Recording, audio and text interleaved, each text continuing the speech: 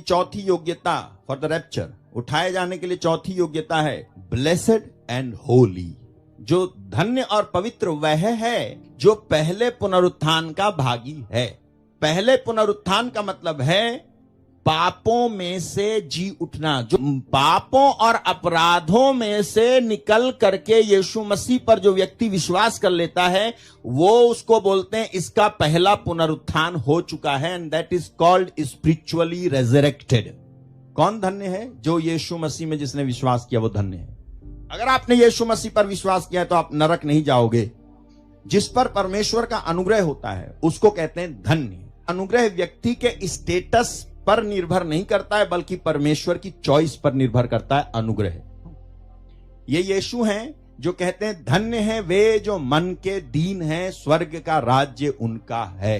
धन्य है वे जो शोक करते हैं, धन्य है वे जो नम्र हैं, धन्य है वे जो धार्मिकता के भूखे और प्यासे हैं क्योंकि वे तृप्त किए जाएंगे। अब ये धार्मिकता की भूख और प्यास क्या है? जिनके अंदर ये रहता है कि ये मारा जा रहा है, प्रभु मुझे सामर्थ भर दे कि मैं इसको बचा सकूं, ये धार्मिकता की भूख और प्यास है। धन्य है वे जो दयावंत हैं क्योंकि उन पर दया की जाएगी। धन्य है वे जिनके मन शुद्ध हैं, वे परमेश्वर को देखेंगे। वो फरीसी जिसने उसे बुलाया था अपने मन में सोचने लगा यदि ये भविष्यवक्ता होता तो जान जाता ये जो उसे छू रही है वो कौन है, कैसी स्त्री है, और वह तो पापनी है। यीशु मसीह जान गए कि अपने मन के अंदर ये क्या सोच रहा है। धन्य है वे जो मेल कराने वाले हैं, धन्य है वे जो धार्मिकता के कारण सताए जाते हैं क्योंकि स्वर्ग का राज्य उन्हीं का है। धन्य हो तुम जब मनुष्य मेरे कारण तुम्हारी निंदा करें और सताएं और झूठ बोल बोल कर तुम्हारे विरोध में सब प्रकार की बुरी बातें कहें तो तुम धन्य हो। जितना तुम्हारे ऊपर दबाव, सताव, तनाव, बदनामी जितनी होगी उतना तू चमक मारेगा। तुम्हारे को अभिषेक मिलने का जो क्षण था ना वो जो है उजाले का क्षण नहीं था, वो क्षण था जब तुम्हें अभिषेक मिला, जब तुम अंधेरे में थे, जब तुम दुख में थे, जब तुम पीड़ा में थे, जब तुम चिल्लाए प्रभु मेरी मदद कर, वही वो क्षण था जब वो आया और तेरे को ब्लेस करके गया। वो धन्य होना ये जो है इस बात की योग्यता, इस बात की क्वालिफिकेशन है कि आप उठाए जाओ।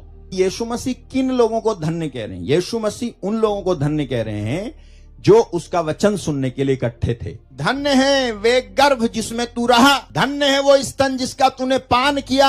तो यीशु कहते हैं रिस्पॉन्स में हाँ, परंतु धन्य है वे जो परमेश्वर का वचन सुनते और मानते। वो कहना चाह रहे थे मेरी माँ इसके लिए बिल्कुल ठीक बैठती है क्योंकि उसने कहा था जो तेरा कथन मुझ में पूरा हो जाए। इमोशनल, इतने इमोशनल मत बनो कि आप सच्चाई को इग्नोर करते चले जाओ अपने इमोशंस के आधार पे। नहीं, भक्ति भावना पर नहीं होती है, भक्ति सत्य पर होती है। यीशु मसीह का किसी को धन्य कहना अनइंटेलिजेंट एक्शन नहीं था बल्कि इंटेलिजेंट एक्शन था। वो उनको धन्य कहता है जो वचन सुनते हैं और वचन पर चलते हैं, उनको धन्य कहता है। आप इस धन्य होने वाली बात में भी पास हो, और पास हो तो ट्रिब्युलेशन पीरियड से पार हो जाओगे।